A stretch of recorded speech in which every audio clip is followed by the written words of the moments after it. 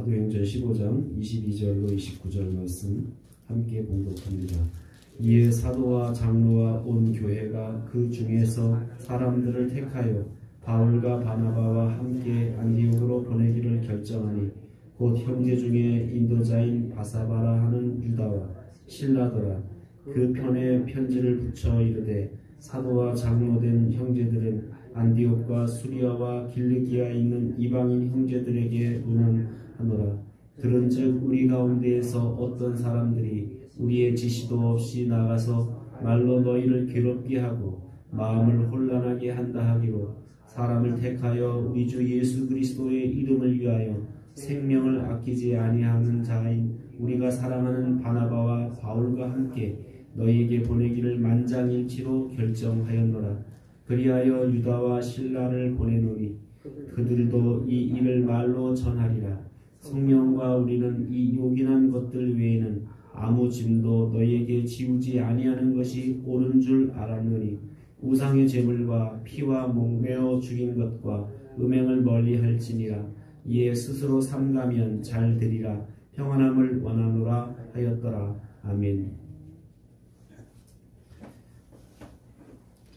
예루살렘 교회가 이방인들이 어떻게 구원받는지에 대한 그런 구원에 대한 교리에 대한 그런 결정사항을 이제 이방인 교회에게 편지를 써서 전달하게 되는데, 그때 바울과 바나바에게 이 편지를 함께 전달하고, 그래서 이제 바울과 바나바를 통해서 안디옥 교회뿐만 아니라 그 아시아의 복음전에서 세워졌던 그 교회들에게도 이 편지를, 예루살렘에 이제 공인된 편지를 이렇게 전달하기로 하고, 그때 예루살렘 교회를 대표해서 두 사람을 뽑아서 바사바라고 하는 유다와 실라를 그들과 함께 보내면서 이 전달상이 참된 것이다. 그리고 다른 사람들, 이제 우리가 보내지 않은 어떤 사람들이 자꾸 가서 딴소리하고 이상한 소리를 하는데, 이제는 그런 사람들 얘기, 그건 옳지 못하다. 이제 정해진 사람만 가서 복음을 전할 수 있다. 이제 사실은 이제 뭐 우리 한국도 마찬가지였죠. 초대교회 때는 웬만큼 신앙생활 하는 사람들은, 왜냐면 그 당시는 무슨 신학교가 있는 것도 아니고 목회자가 이렇게 많은 것도 아니니까 선교사님 밑에서 이렇게 배웠던 사람들이 뭐 교회에서 이제 뭐 반사하고 그러다가 그냥 어디 교회 복음을 전해야 되는데 거기 사람이 없으니까 그냥 가서 보냈어요. 그래서 그분들이 전도사도 되고 목사도 되고 이렇게 처음에는 이제 그런 형식으로 진행됐다라는 거예요. 그러다 보니까 이렇게 아무나 가서 이제 뭐 대충 이제 눈치껏 배워서 웬만큼 알게 되면 가서 자꾸 이제 가르치려고 한다라는 거예요. 이제 초대교회 때 일어난 사건도 바로 그런 사건이죠. 예루살렘 교회에서 어느 날 우리가 슬그머니 저 이방인 지역에 나가서 거기 교회가 세워지면 가서 자꾸 가르치는데, 제대로 된 걸 가르치면 괜찮은데 자꾸 이상한 얘기를 하는 거예요. 자기 생각을 자꾸 전달하게 되고 자기가 지켜왔던 전통을 이야기하게 되고, 그러면서 기껏 이방인 교회에서 바울과 바나바가 이제 복음 전에서 세워놨더니 가서 자꾸 이상한 소리 하는 거예요. 할례도 받아야 되는데 구원받으려면 또 이 모세율법도 지켜야 되는데 뭐 이런 얘기를 자꾸 하니까 이 교회가 이제 헷갈리게 되고, 그래서 이제 바울과 바나바를 보내서 이 문제를 정확하게 해결해 달라고 이제 어떻게 보면 보냈기 때문에 예루살렘 교회도 이제부터는 아무나 가서 전하지 못하고 아무나 가서 교회에서 가르치지 못하도록 하고, 예루살렘 교회에서 공인된 사람들, 인정한 사람들만 이제 내려가서 복음 전하게 하는데, 그때 보냈던 사람이 바로 이제 유다라는 사람과 실라라는 사람을 보내서 이 사람들 외에 딴 사람 얘기 듣지 말라는 거예요. 이 사람들이 예루살렘에서 직접 이제 보낸 사람들이다라는 것을 이야기하게 됩니다. 그래서 이제 이방인 교회하고 예루살렘 교회가 서로 이제 협력하는, 이제는 쟤네들은 모세율법 안 지키는 애들이야라고 해서 이렇게 어떻게 보면 인정하지 않는 그런 분위기였는데, 이제는 이방인 교회나 안디옥 교회나 저 유대인 교회는 예루살렘 교회나 서로 형제가 되고 그래서 서로 아름다운 협력을 이루는 그런 모습이 오늘 본문에 나옵니다. 그래서 예루살렘 공회는 그 편지의 이방인 신자들에게 유대의 전통을 따라야 되는 짐을 너희들에게 이제 지지 않기로 했다. 이걸 결정했다. 이제 그걸 분명하게 하는 거죠.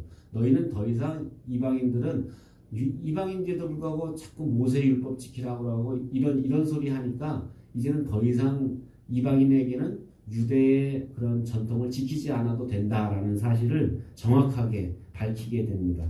그런데 4가지 금지 조항을 세우게 되지요. 그런데 구원받은 백성이 이런 행동은 하지 말아야 된다.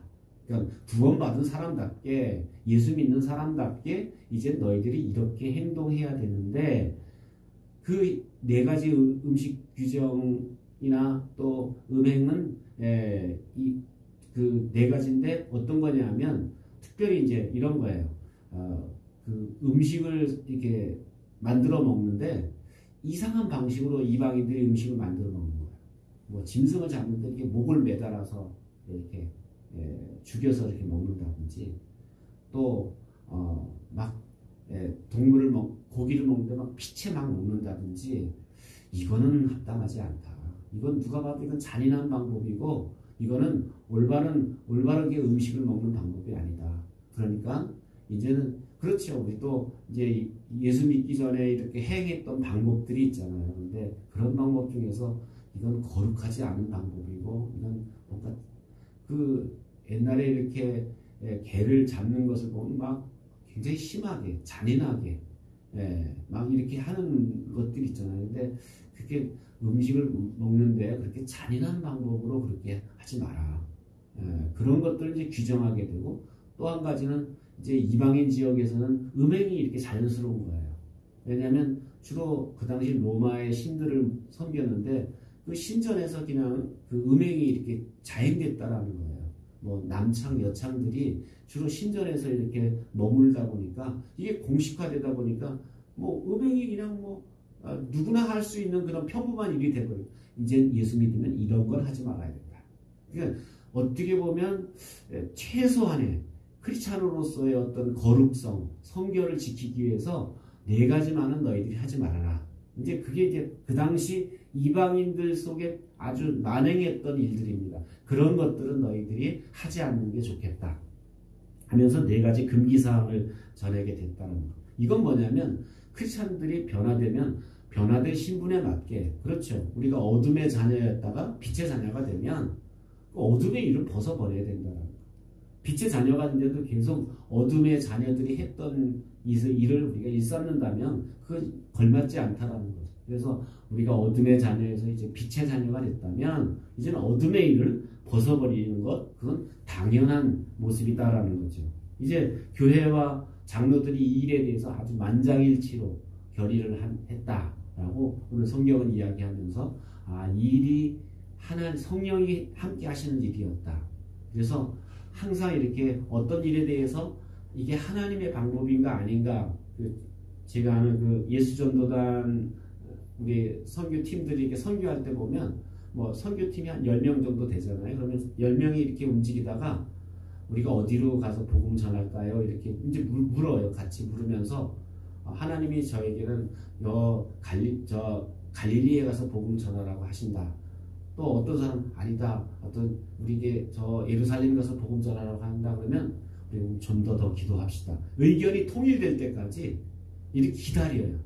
그래서 의견이 통일되면 이게 하나님이 우리를 이곳으로 인도하시는구나라고 이렇게 결정하게 된다는 거죠. 그래서 오늘 이제 모든 사도들이나 장로들이나 다 이렇게 하는 걸 만장일치로 이렇게 결의했다라는 얘기 뭐냐면 성령님께서 그들을 그렇게 인도하셨다라는 것을 우리는 보게 된다는 거죠. 그래서 이렇게 성령께서 인도하셔서 결국 예루살렘 교회나 저 이방인에 있던 안디옥 교회, 터키에 아시아에 있었던 그런 교회들이 이젠 다 형제 교회가 되고 다 하나가 되는 그런 모습을 이루어가는 모습을 보게 됩니다. 오늘 특별히 이제 복음 앞에 복음을 전하는데 가로막혔던 문화적인 장벽들, 그 장벽들이 다 무너져 내리고 이제 복음 안에서는 다 한 형제가 되고 아름답게 서로 협력하는 그런 교회가 되는 모습을 보면서 우리 사이에도 그런 부분이 있다는 거예요. 우리도 알게 모르게 자기만의 장벽이 있어요. 자기만의 고집이 있어요. 그래서 이거 아니면 사람들에게 자꾸 장벽을 쌓는데 이 장벽을 쌓는 것을 무너뜨려야 결국 복음이 이렇게 서로 통하게 되고 복음이 전달되는 역사가 나타나는 줄로 믿습니다.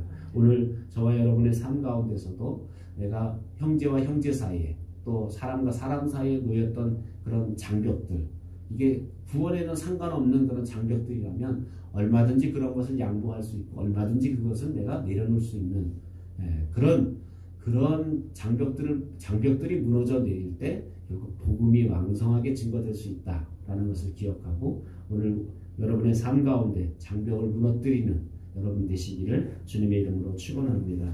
기도하겠습니다. 말씀을 기억하면서 우리가 복음 앞에 가로막힌 장벽들을 우리가 허물어서 서로 협력하고 상생하는 그런 교회가 되게 해달라고 기도하고 여러분 자신의 기도 제목을 놓고 기도합니다. 사랑과 은혜가 풍성하신 하나님 아버지,